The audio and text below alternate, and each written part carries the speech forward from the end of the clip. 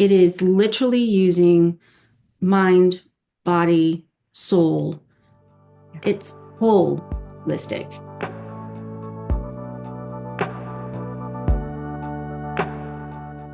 Some of you may already know her well, and some of you, she is brand new to you. For anyone who doesn't already know, she is a board certified holistic health and board certified naturopathic practitioner. She's a certified life and wellness coach. And I believe I am missing something. Donna, do you want to go ahead and fill in what the blanks on what I'm missing there? Because I don't want to get this one wrong. No, it's fine. Holistic nutritionist. And I'm actually certified and licensed with the American Association of Drugless Practitioners. Awesome. Thank you so much for sharing that. So I want to welcome everyone to, I believe we are on, I think this is actually our third master in our Survivor School Masterclass series. Donna is going to be sharing with us her secrets on how to build confidence and become unapologetically authentic. So we are going to learn some techniques tonight that may sound pretty strange, and it's okay if you look at me and think, I don't want to talk to this lady anymore. That's fine.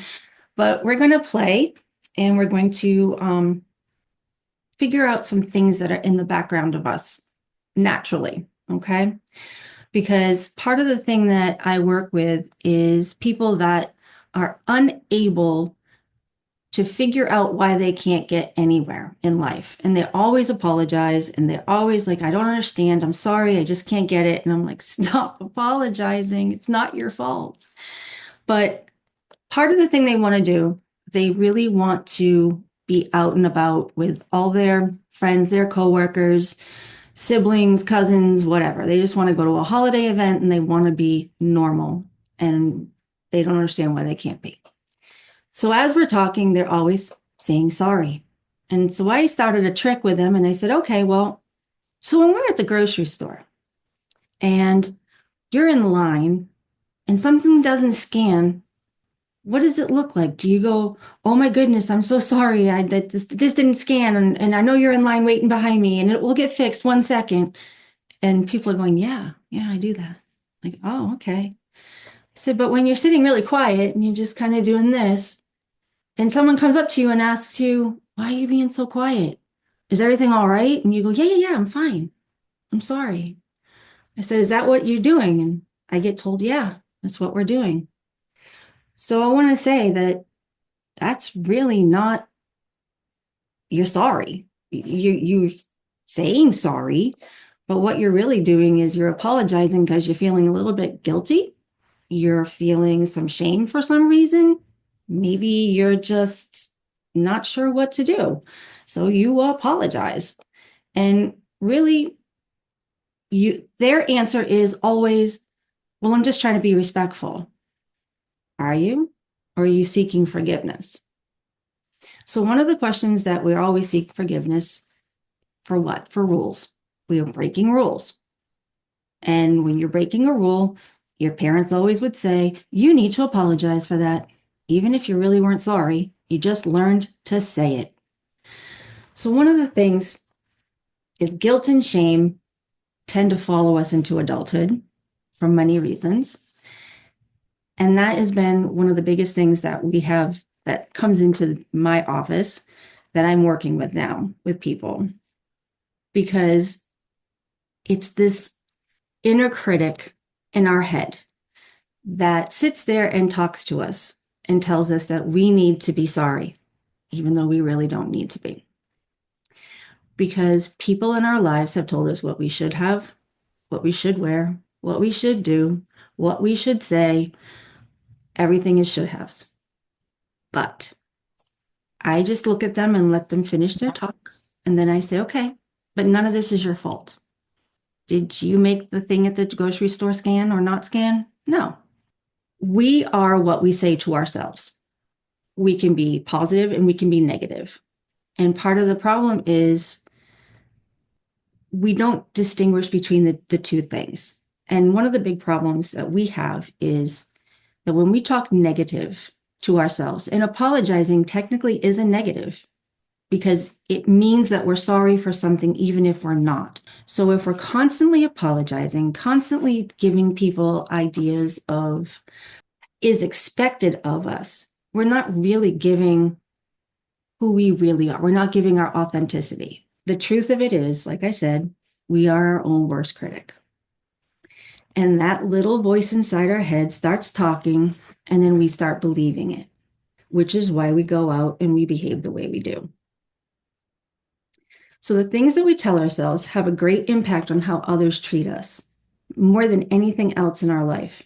It's what we say to ourselves actually projects out to other people. And then they look at us and go, oh, well, that's what they must believe in themselves. Maybe that's what they really are. And then they give it back to us. So we're constantly feeding off of each other negatively for the most part. The reason we tell ourselves that we're not good enough is because we're trying to still follow rules. We have been ingrained that we are somehow a damaged good because of what we've gone through in our lives. We're not good enough. But studies have shown that the inner voice in our head causes increased anxiety. So when you're more anxious, you're going to start talking worse to yourself. Makes perfect sense. You don't want to do something, anxiety. Yeah, I can't do that. But can you or can't you? Probably you can, but you're telling yourself you can't because it's really a comfortable thing to do. So when we have that little voice that's saying those things to us, it continues the negative talking. And negative self-talk is a major factor in creating and sustaining anxiety. Whether it comes from what we think and perceive, a spoken word from our mouth to other people, or what other people say to us.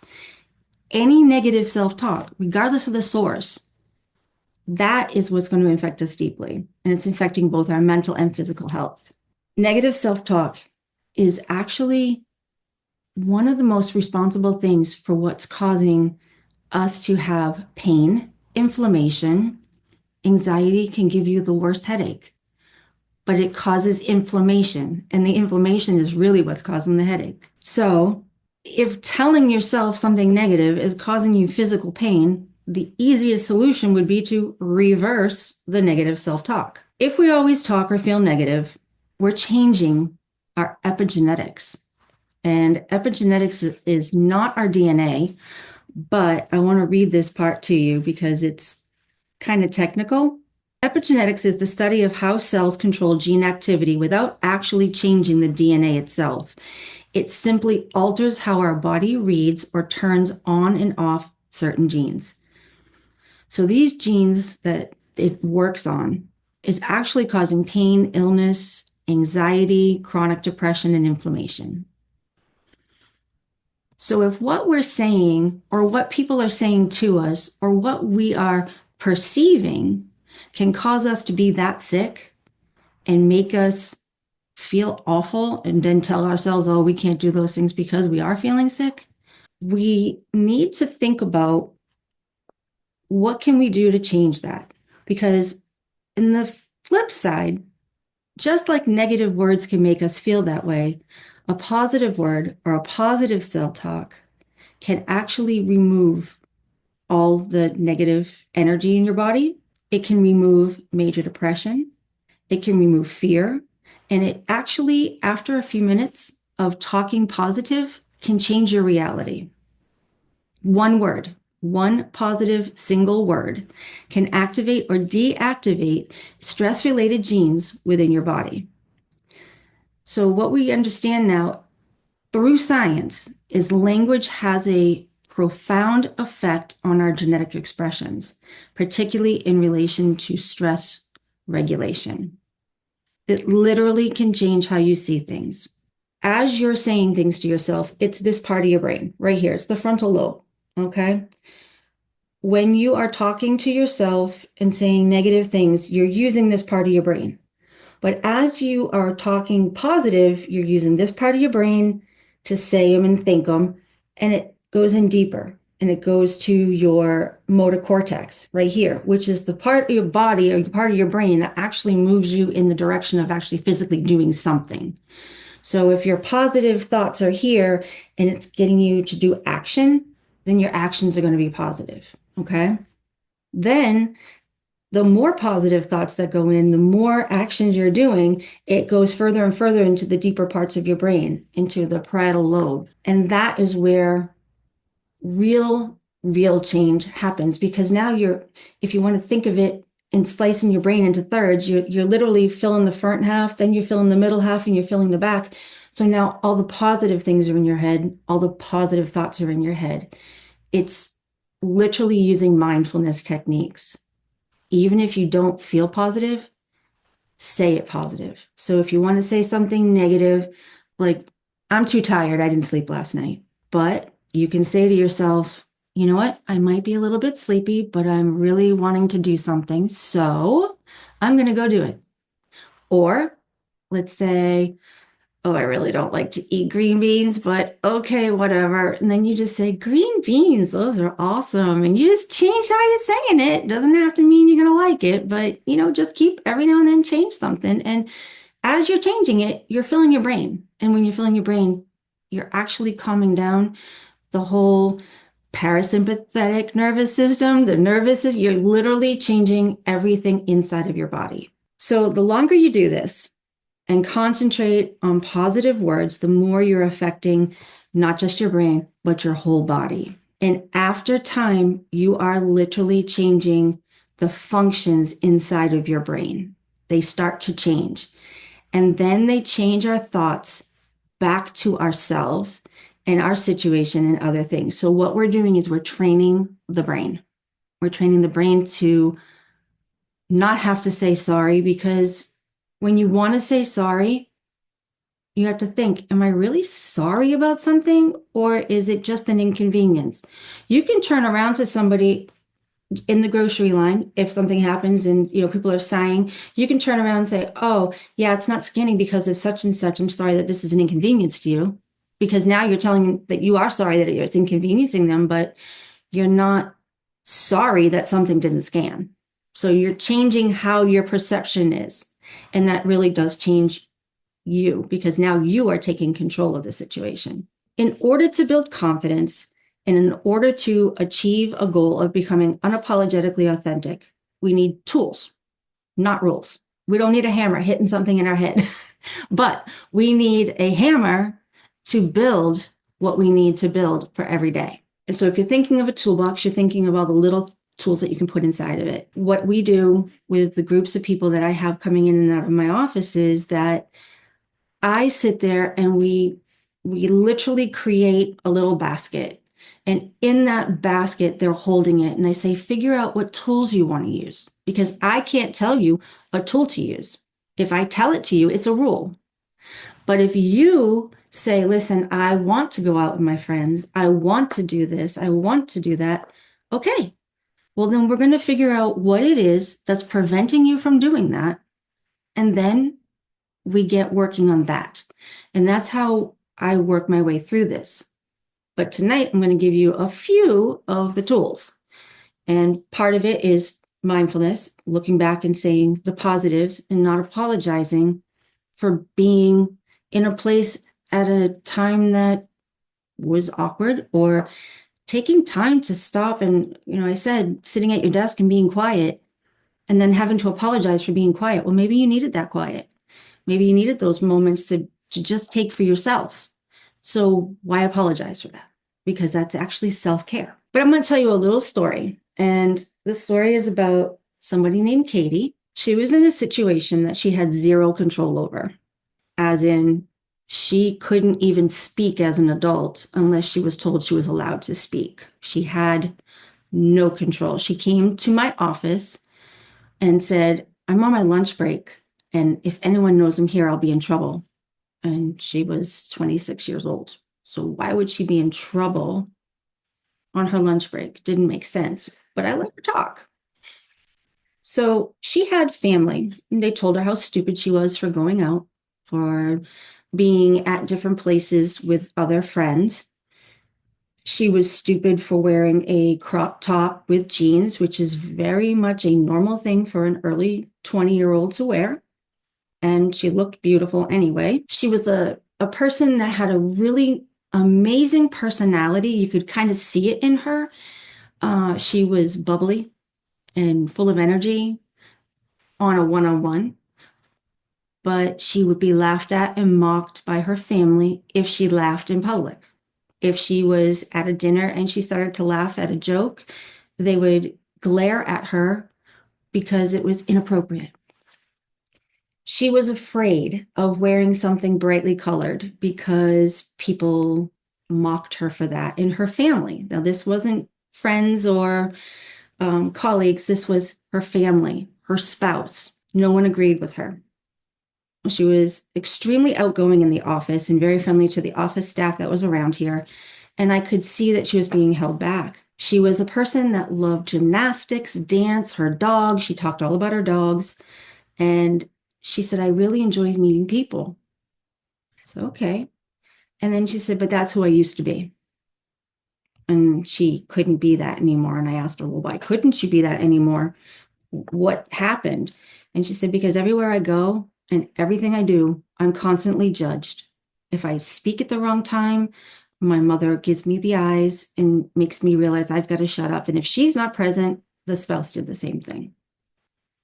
So she said, I just learned that I just needed to go, oh, I'm sorry. Oh, I'm sorry for every single thing. If she wore a pair of socks that they didn't like, she would apologize for it. If she wore a sweatshirt and it wasn't really hot out, she would have to apologize for it. I said, even if you didn't need to? And she goes, I had to keep the peace. And now I question myself, everything I do. I said, oh, okay. So jump to a few weeks later. She came into my office and she had this absolutely gorgeous blue, I think it was cashmere sweater. And I wanted that thing so bad. I was like, girl, where did you get it? Just really, really liked it.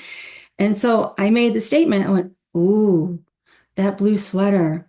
And she's like, what? And she's holding herself like, what? Is there something wrong with it? Should I have not worn this here? Is what? I don't understand. What's wrong? And I just said, stop. It's gorgeous. I'm sitting here telling you a compliment. And she goes, oh, no, don't compliment me. I don't want to hear a compliment. And that was kind of strange for me. And I said, why?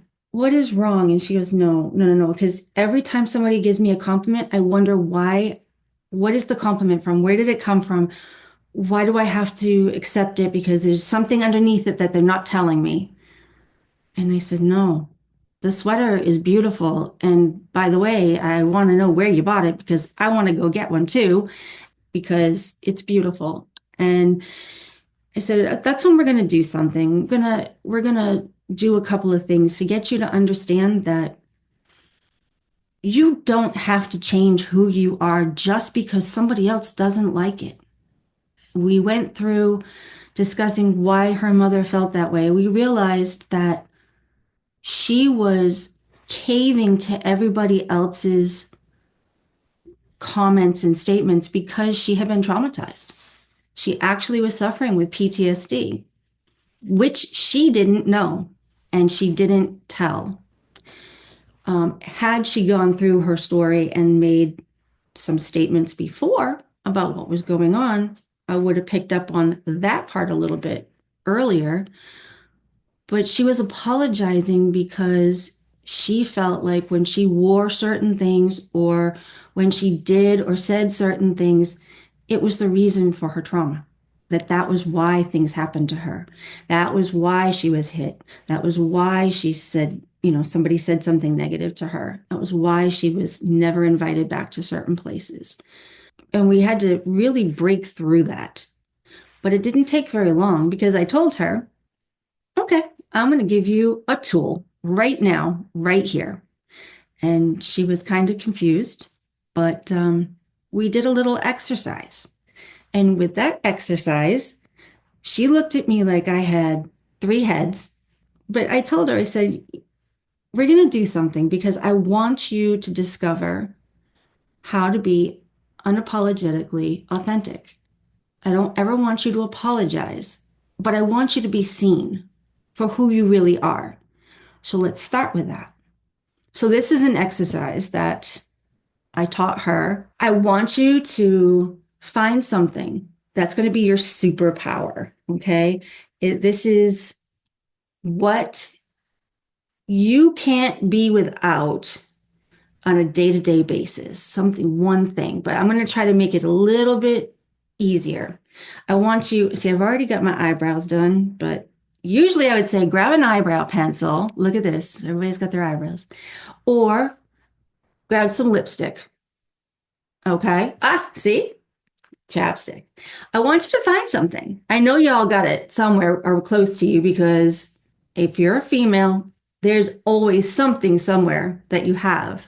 It can be a purse, shoes, earrings, lipstick, anything, right? I want you to take that and I want you to put it on right now. Just go ahead and put it on and or pretend to put it on or something. Just do what you're doing. Okay? There you go. Look at. Okay. Now, I want to ask just one question. Why is having this tool, because it's not makeup at the moment, it's just tools. What is it with this tool that's so empowering? Makeup, it shows you that you are caring for yourself. Water bottles, you're caring for yourself. Tea, you're calming yourself. You're caring for yourself. You know, those are the things that nobody can take away from you. You know, if you show, just for the simple fact, okay, we each have something that we really love about ourselves. Maybe at one point, maybe not right this minute, maybe not even yesterday, but at some point in your life, there was a part of you that you absolutely love. Like right now, because I can see myself on screen. Like, see right here? Yeah, I've lost a lot of weight. So I've got like this little chicken thing going on. I don't love it anymore. Okay. So I want to get rid of that idea. And so I'm bringing the look up here. Okay. Look at my eyes. Don't look down here. Now everybody's going to be looking down here. I'll just go like this. Anyway, I'm not sorry for it though. Um, We're going to come to your rescue here and remind you of your own tools, right? That exactly. don't like, but then you remind yourself of the proud, like how proud you are of the work that you did to lose that weight. That gave you that. Exactly. But what I'm saying, it's not that there's something that you don't like. We want to focus on something we do like and something that we can change and something that we can have close by that's going to center us. It's actually a grounding technique to find something that literally brings you back to who you wish to be again. And if you are looking pretty good with your eyebrows on, people are going to look at you and say, hey, that person really cares about themselves. If you're putting a little bit of lipstick on, hey, they're looking good. That red lipstick's going to pop and people are going to go, whoa, look at that one. She's confident. You may not be, but you're going to show the appearance that you're confident, which then goes back to what are you saying and thinking and perceiving about yourself? Because when you look in the mirror, you're going to perceive that you're looking pretty good. So it's going to filter through the brain. It's going to train the brain. You're going to have all those little tools coming in, the grounding, the mindfulness, and self-care. So those are three tools in one little exercise that you're already putting in that little toolbox. One of the other things that it also does is we're taking a few seconds to do a very small thing, having that cup of tea in the morning or in the afternoon to just relax, which is one of the most beautiful things to do, just to sit there and sip on some nice warm liquid and just let the world fade away for a few minutes. Incredible self-care. I have my water bottle at all times. Self-care. We made it about loving ourselves because we took those times for ourselves. And people don't stop to think. Everything that you do for yourself is showing yourself that you love yourself. So you need to tell yourself, I'm drinking this tea because I need this time for me. I'm putting the lipstick on for me, not because I want Joe over there to look at me and say, whoo, okay. We're doing it as self-care. And that's what we all have to remember. We do need to take time for that. So step number 2, throw away the rules. Okay. And this is a multi-step process. I'm going to take you through another exercise that will hopefully get you to see what self-care and throwing away the rules looks like. Okay. I want you to identify some old rules that someone else instilled in you that you need to break. I want you to think about two questions. You can answer two or you can answer one, but I want you to do it in the chat and then RC can let me know what it says. When was the last time you felt happy with yourself or genuinely laughed? And I want you to answer that, but I want you to answer it with the time, the place, and what it was you were doing. I know it's a three-step process, and there's a reason why it's important.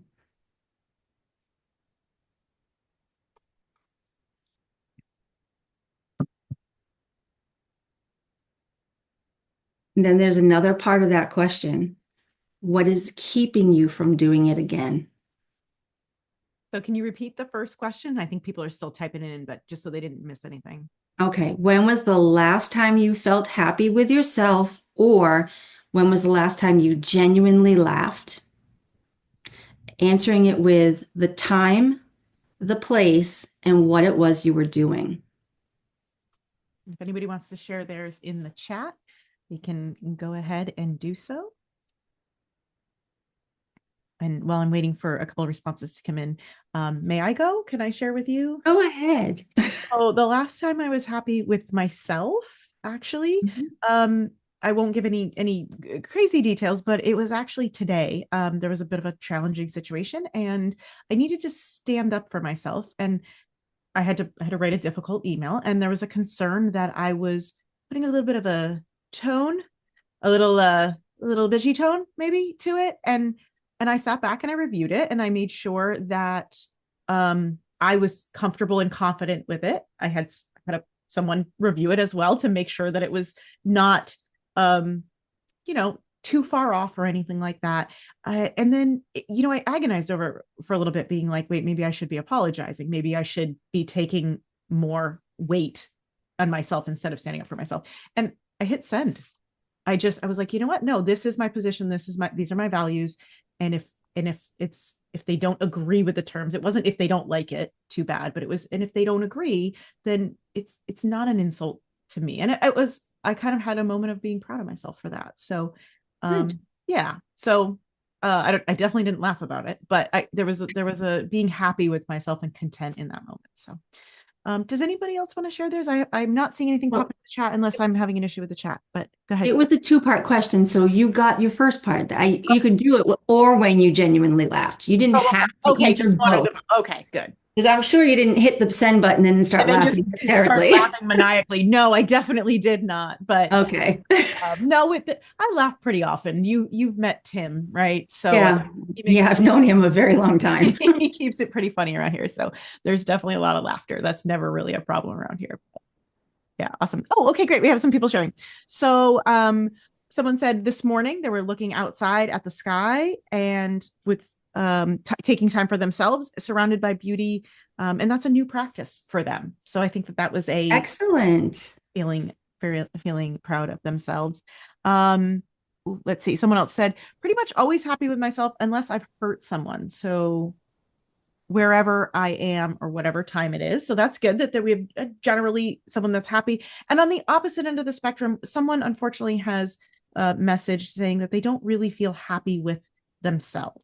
And I know that that's a big part of why they're probably here today, is to try and overcome that so that they can build that confidence and find that happiness with themselves. So I'm very sad to hear that. It's an anonymous message, but I'm sad to hear that, but I'm hoping that we can crack that shell a little bit through this workshop a little bit, or through this masterclass a little bit, to help peel back some layers on that and maybe find that little sliver. So let's see. Someone saying that probably last week, when they were at their studio, and I know this person happens to be an artist, they were tattooing a client, and that client was sharing about her life and taking control after a bad breakup. And then they actually both laughed together, probably about some shared experiences. And they just they shared a beautiful moment. So it sounds like a little bit of, shared triumph in that. And someone else said that they were entertaining friends and family, and they felt proud of what they had done. They were relaxed and just had fun in the moment. So I'm seeing a theme, and I think that this may be the point of this exercise, is that you're bringing people back to that time and that place, not just Yep. saying, hey, what was the thing that happened, but where was it and how was it? And Yep. I'm kind of going there with them. Oh, another one. I was with my son. I was feeling so happy to have raised him to be a wonderful man, a wonderful dad, and a wonderful husband. So this is a proud mama here. They were at a soccer match and it was last Saturday. So I think that, Sweet. yeah, That's awesome. So I feel really bad for the one that says they don't feel very good about themselves.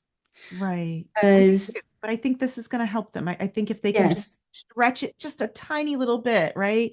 And right. look for that. There is a time or a place, and it may not be in the last week or two. It could be 2, 3 years ago. It could be when you were 4 years old or 3 years old. Yeah. It brings you to a place of, was there um a toy or a movie?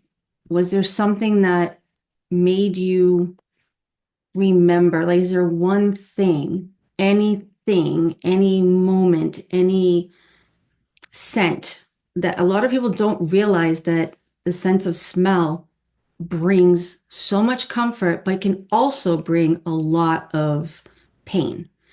There are certain foods that when I smell, um, that bring me back to childhood in my grandmother's kitchen. Um, there's certain foods that I see on a menu and I start to laugh internally because all I can picture is um, my friends from New Jersey coming into my kitchen and taking it over and making a million empanadas. And they had a line going down my kitchen making empanadas. And then the kids were stealing the olives out of it. And we're like, no, no, no, put those back. Um, uh, it was those things. There's got to be one little thing that you can find, and it doesn't have to be big. Literally, it can be little. little It can tiny. be your favorite, How about most pets? comfortable pair of slippers. Yeah, you're right. Something, a little thing that brings you a tiny sliver of joy. What about pets? Sometimes we laugh at them and we're like, how did you get yourself into that? Right? Like those little Yeah. things. And so sometimes I think when we are really in that state for babies, when Yep. we are in that state where we just can't find even that little bit of joy, that has to do with our nervous system, right? That's Yep. our bodies keep preventing us, and sometimes we have to work a little bit harder to find that. And sometimes it is just outside of ourselves. Then maybe it's not the thing inside of ourselves. Maybe it's that thing Nope. around It us. can be outside of ourselves. And one thing that worked for someone that I know very well personally was saying with breathing, taking those breaths and saying, I am enough. You don't have to be good. You don't have to be perfect. You don't even have to be happy. You just have to be enough. And in that moment, just the fact you're sitting there is enough. Yeah. So I am enough. And you just keep telling yourself that. I I would like to, and again, I know it's anonymous. I'm not sure if we know this person, if we happen to know this person or not, and they're choosing to be anonymous, and that's perfectly fine. That's Yep. absolutely acceptable. We embrace that around here. I But would love to talk with them. yeah, exactly. And you can direct message us. You can reach out absolutely if you need more support. One of the things that I might, if I may, is that you're here. You made it here today, so you should be proud of yourself that you made it. You came here. You put in the effort. You registered. You showed up today. You clicked a link. You're here. Like that. Even That if makes me happy. it makes all of us happy and honestly very very proud. That's a Yeah. really hard thing to do sometimes when you can't even find that one little glimmer. The fact that you pushed a button today, that's a good thing. Yep. There are, I'd have to look at the total number of registrants, but there's a ton of people that got so far as to register and then didn't show up, Yeah. right? And maybe something happened, we don't know, maybe they're stuck in traffic, there could be a million reasons why.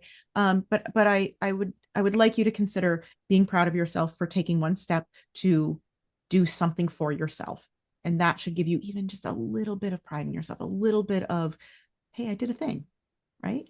Did you put pants So on today? there's your time and place Exactly. today. Yeah.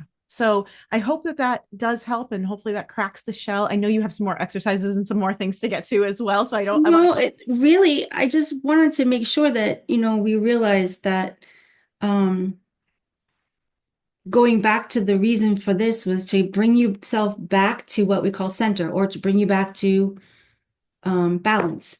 Okay. Because you brought yourself back to a moment, whether it's today or years ago, and you were a happy person. And what keeps you from doing it this moment? Is there something that's keeping you from doing that at this moment?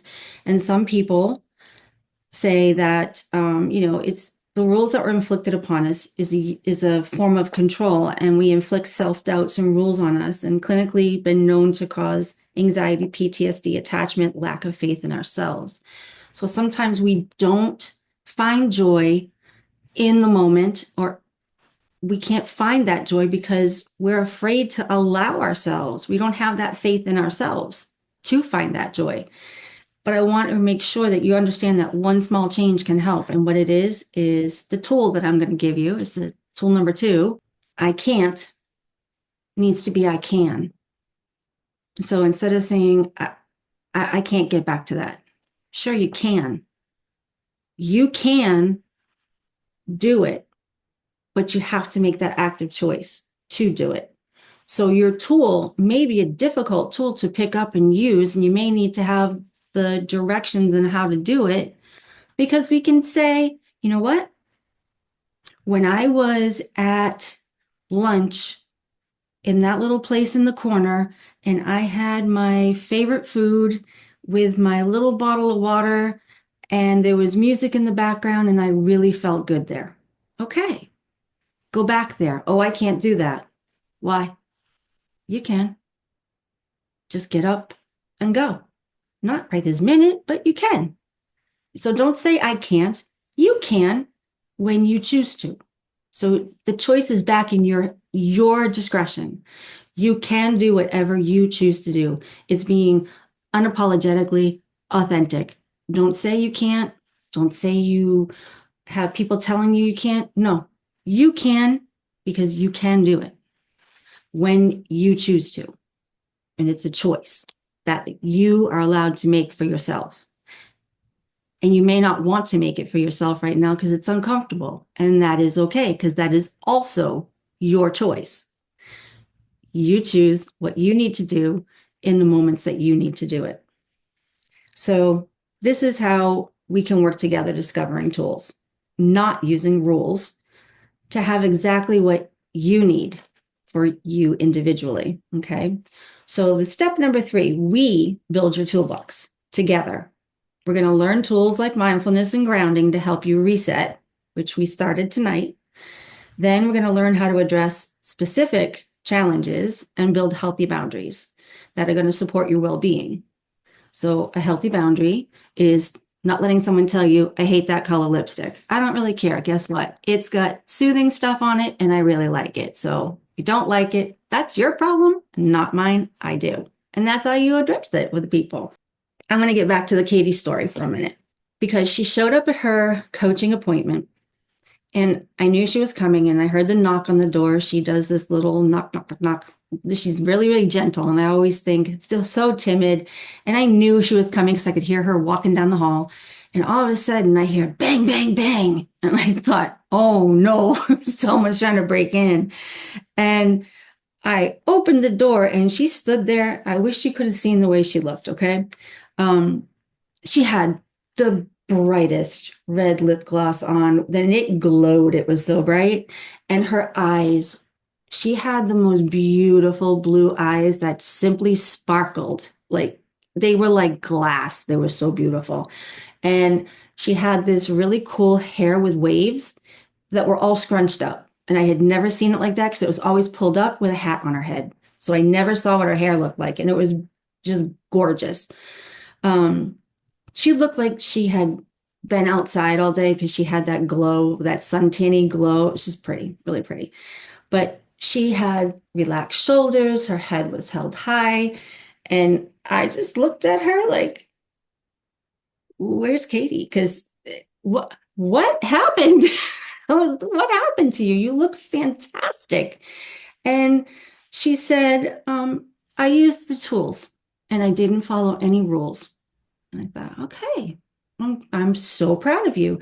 But she gained the confidence and the empowerment to stand up for herself when someone told her she shouldn't do something, that she shouldn't say something. And she said, I'm an adult. I can speak. And I thought, okay, I'm so proud of you. She goes, I don't need you to be proud of you because I'm proud of me, and that's all that matters. Okay, well, I guess we're done here. And she said, I am. I said, well, what did you learn through all this? She goes, no apologies are ever necessary. If I'm saying it and I'm doing it, it's because it's my choice and that's what I'm going to do. And I said, oh, so I said, so you're not saying I'm sorry anymore? She goes, no, I went from I'm sorry to, oh, well, just like that with her hand, oh, well. And yeah, she did it with a smile and sass. And I tell you, if I was in her way, I would have backed up and said, yes, ma'am, you be you. And that was done in 4 weeks. She went from no tools, timid and afraid, to building tiny little tools. And she put them in that toolbox. And when she needed them, she pulled the exact one out that she needed at the moment. Just because you're carrying around a whole toolbox doesn't mean you have to use all of them. You start with the one that matters the most to you, and that's the one you use. If it's just telling yourself every single day, I am enough, I am worthy, I am beautiful, I am proud, and until you believe it, then that's what you do. If it's putting on a full face of makeup and doing your hair the way you really want to do it, it can be purple, green, I don't care what it is. If that's what you want to do, then you be you. Because at the end of the day, we just want to be authentic. And that's who we want to be. We want to be authentic, and you don't need to apologize for it. Right? So once you have the tools within your reach, your life is yours to build again. You're going to be empowered to take your control back, love yourself, and bring yourself back to balance. You'll be able to rewire, rebuild, and no apologies are needed. And in the end, you're going to be unapologetically authentic, using your tools without the rules. I love that. And something that you said, and please, if anyone has any questions, go ahead and start throwing them in the chat. I do have some questions also. Some people submitted some questions when they registered. So I don't know how we're doing on time, but if you have a few minutes to stay and get some questions answered, I would love that. But what I'm kind of hearing, and a lot of what you shared, especially in your story with Katie, is there was this massive shift from this feeling like you were doing something to someone to realizing like I'm not doing anything to them. I'm doing something for myself. And there's nothing wrong with that. Right. It really is about what you're doing for yourself. And it's generally most of the time, right? When we're doing something for ourselves, it is not intended to hurt someone else. So there are no apologies necessary. And I think what Right. you're saying is that, and correct me if I'm wrong, but really this masterclass is really the idea of this is to be able to open our eyes to the idea that we are allowed to pay attention to ourselves. And self-care doesn't necessarily mean go getting our nails done and all of that, although it can, that it really means that we need to be paying attention to our values, what's important to us, meeting our own needs first. And it's okay to put yourself first, the secure your own oxygen mask kind of thing, right? Mm-hmm. But what I really love too is this masterclass, we have an hour. We are doing, 2 of these a week, every week till the end of the year. There is no way that we could cram everything we needed to into one masterclass, which is why you're going to be running a workshop for us, right? To help us build out the toolbox, to help us actually uncover and peel back what really gives us our inner confidence. And to quiet that little inner critic. I know we all have it. I have one too. It nags at me all the time, even when I feel righteous hitting the send button. There's still that, oh, maybe I should have looked one more time, right? So can you tell us a little bit about the workshop? I know you talked about how we'll build this toolbox together, but what does that look like? So we're going to learn how to give ourselves positive affirmations and learn the breathing techniques and breathing it in and doing like what we call box breathing. where you breathe up 4 seconds, breathe out 4 seconds, down, and that kind of thing. And as you're breathing, just telling yourself some affirmations, but they're going to be different for every person. So we'll work on the breath work, and individually, you're going to come up with your own affirmation. Or if you can't think of one, we'll have a few as a sample that you can start using.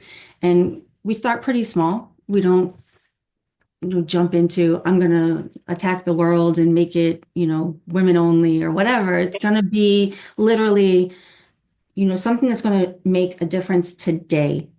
Yeah. Like I said, I am enough. Yeah. I'm not saying you're perfect. It's not saying you're the best at anything. It's just you are enough. Right now, you are enough.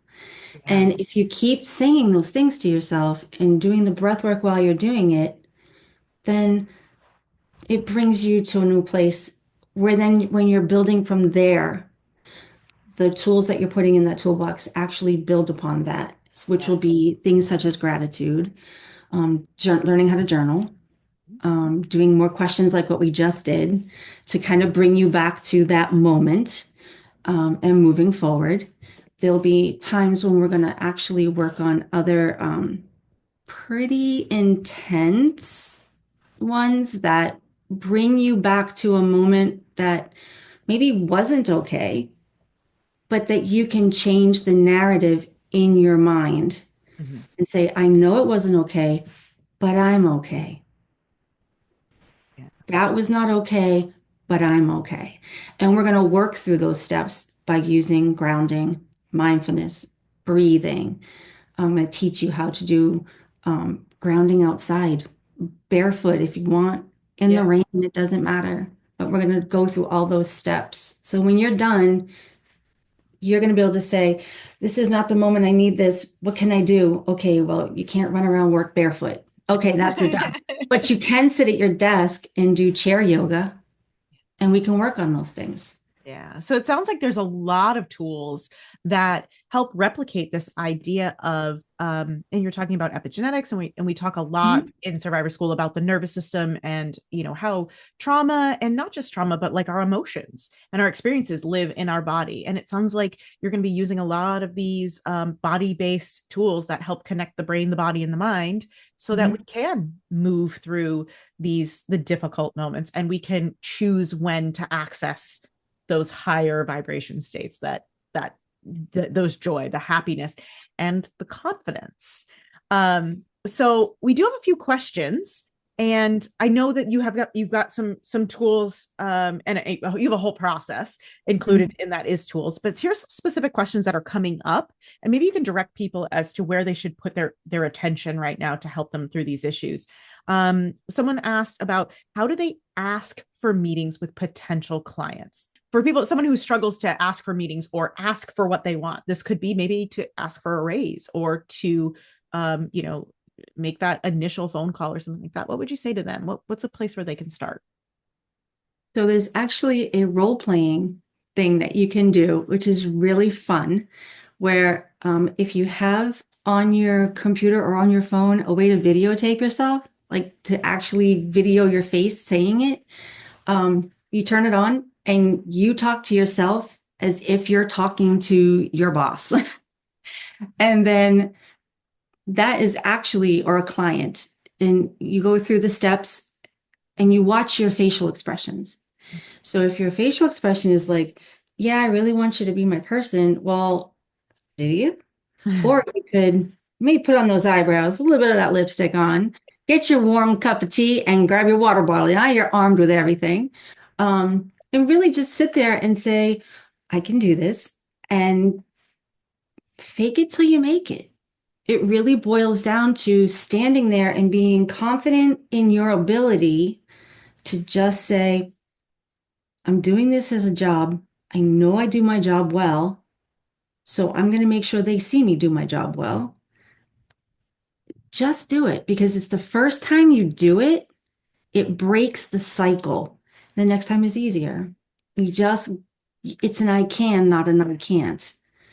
So it's literally breaking that cycle in your head. And once you break that cycle in your head, watching yourself on a camera, um, it does. It's the little tiny things that no one really That's stupid. That's ridiculous. Why do it? But it's just enough to see, hey, I do look pretty confident. Or, oh, I wouldn't ask myself to do that because no, I'm going to fix that now. I think that's, yeah, this kind of reiterates the point is right. We start with that one little thing that gives us the physiological, like, oh, wait a minute. Oh yeah, I like my lipstick. Like I like my eyebrows, right? And then changing and holding yourself differently. Holding a warm cup of tea. Actually, there's a really cool piece of research on this. I don't know if you know. They did a study in a mall where they handed people a warm cup of coffee. They said, oh, could you hold this for a second while I tie my shoe? They held the warm cup of coffee for 10 seconds and then they went off, and then someone else stopped those participants and asked them questions about, I believe it was a survey of like, how do you feel about this particular image? And then they did the same thing with people where they handed them a cold drink and said, could you hold this while I tie my shoe? And the participants that held the warm drink had nicer things to say about the image than people who held a cold drink. So it's an interesting physiological reaction that we have emotionally to just simply something as simple as the temperature of what it is that you're holding. Mhm.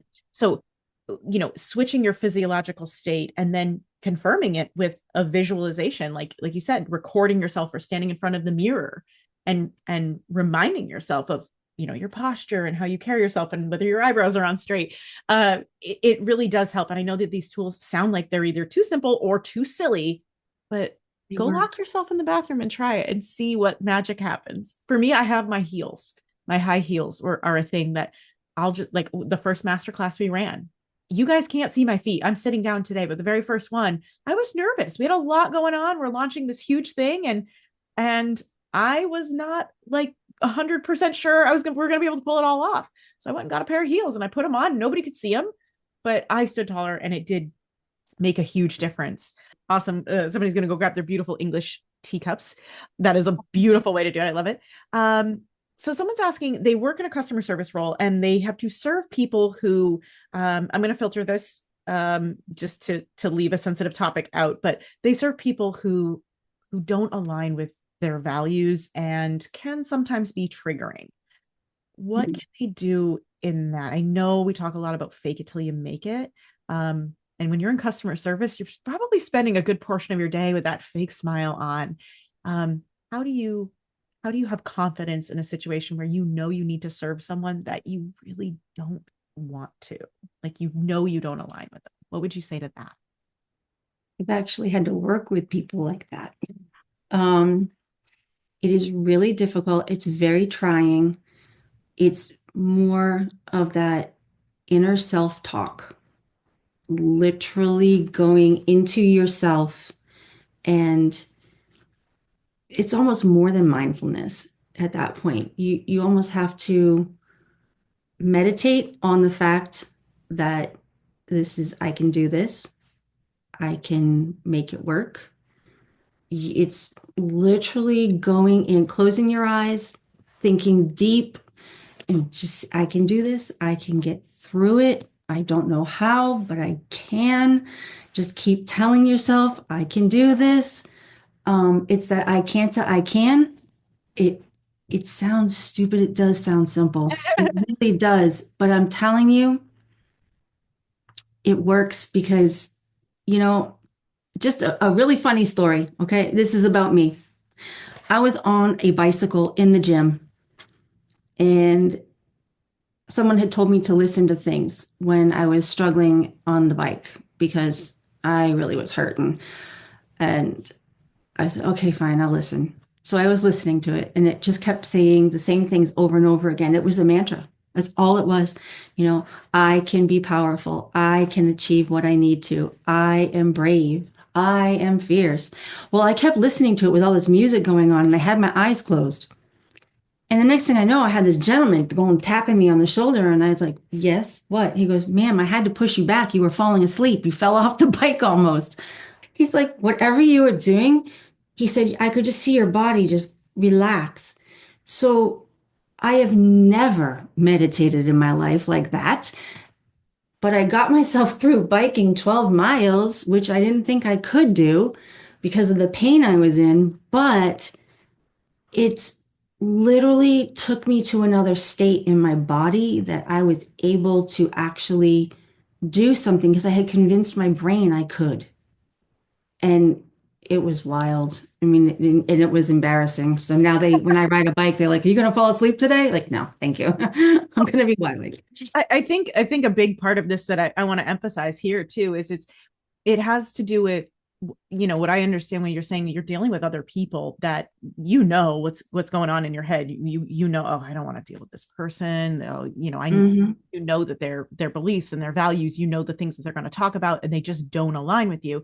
And I think what you're saying is when you shift that voice to I can do this and you make it about you and not them. So instead of turning the narrative to all Yes. dislike about them, it is the things that you can affirm about yourself. And you're right, mantras are powerful. That voice inside your head is very, very powerful.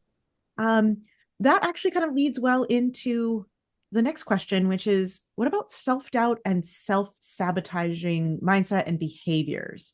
And it sounds like it's going to be kind of a lot of the same thing, right? It is really about changing that inner narrative. Self-sabotage, can you speak to that a little bit? That's kind of a new one that's popped up here. So Yeah, actually, I can.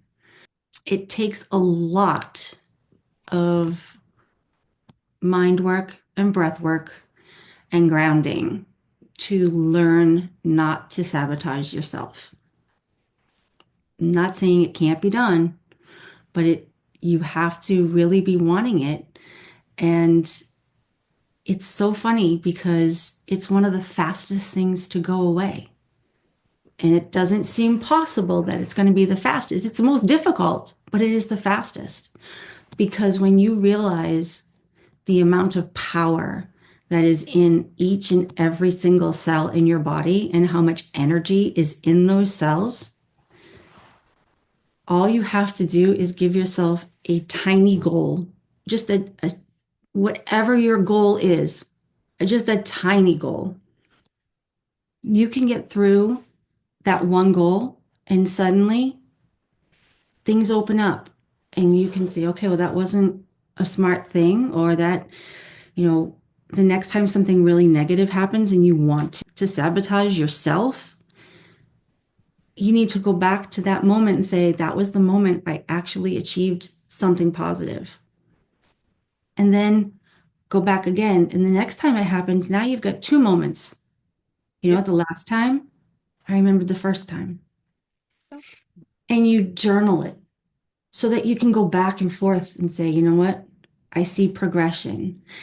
It may not be firework project, it may not be something that just blows up in your face and like, whoa, the light is right there. No, these are little tiny glimmers. But what ends up happening is when you're journaling that, you can literally watch the progression. And to self-doubt, everybody self-doubts. You know, walking into something, like you said, am I really going to pull this off? Can I do this? Um, I doubt it every day. And then every day, 3 minutes yeah, later, I'm like, this is amazing. It's working so well. And then, 5 minutes later, I'm like, technology hates me. And it's a constant up and down battle, right? And but you see the fruit of what you've done. And that's where a lot of the that's, confidence is coming from. Absolutely. Is that yeah, we're doing it. Yes, absolutely. We're going to message in the chat that do it afraid. And that's exactly it. Right. And I will attest to the fact that these tools work because we're doing big, scary things and I'm, scared every day. And then all of a sudden I feel really good about myself every day. And I'm building confidence literally just by doing it. You don't build the confidence first and then go and do the thing. You do the thing afraid. And then all of a sudden you've got that little tiny step forward. And then that builds a little bit of confidence. And then the next step and the next step. it's literally one little tiny step at a time. One of the things that people stop remembering is where I'm coming from is a holistic point of view. Yeah. And people think holistic is just, herbs and dancing in the rain barefoot and doing crazy things, or incense and things of that nature. But it's not. It is literally using mind, body, soul. Yeah. It's holistic. Yeah. So everything, including any spirituality that you have, it doesn't matter what it is. Anything that you can use that is around you to bring into you, is the tools. Yeah. And that's what we gain from. We start working with what's around you and we bring it in. And those are your tools. So when I say I'm coming from it holistically, that's what I'm saying. And that's a really good point, and I really like that, and I think that your workshop, and like I said, there's just no way we can cram all of this into 45 or 90 minutes even. So if anyone's interested, please go ahead and just let us know in the chat, or you can shoot us an email if you're interested in taking. Oh, we're getting some hearts. People are throwing some hearts on the screen too. So but yeah, if anybody's interested in the workshop, and we'll send out some information on what that will look like. And yep, we're getting some hearts and stuff in. So we know that these tools work, and they're actually really, really simple, and they're accessible things that anybody can do. So we'll be sending out some information on when we run that workshop. Awesome. Donna, thank you so, so much for your insights. I know that you have an incredible story to tell, which, as I said, I know we just don't have time here. So I do recommend that everybody come to the workshop. Donna's got an amazing story, and she does some really, really amazing things with women who are escaping domestic violence and trauma. And she really helps make this massive transition and transformation in their lives. So again, I welcome you all to join that workshop, and we will make sure that the info goes out on that. And again, Donna, thank you so much. We're getting hearts. People are definitely throwing out some hearts and love. Awesome. Thank you so much. I do encourage anybody who is struggling with a little bit of confidence or issues, or just saying sorry all the time, that really is an indication that we do need to do a little bit of that inner work. And this stuff is really, it's fun, it's relaxing, it's an enjoyable way to break through these barriers. So I definitely invite everyone to go ahead and take that workshop. And like I said, we'll make sure that we get all that information out to you guys to be able to do that. You ladies, I'm working on the word guys. So if you guys just did it, if you ladies, if you are ever in any of my master classes, workshops, you ever see me anywhere, if that word comes out of my mouth, unless I am standing in a room of guys, I'm working on breaking up with that word. So please call me out on that. And I promise that I will I won't say I'm sorry. I won't say I'm sorry, but I will say thank you for your patience.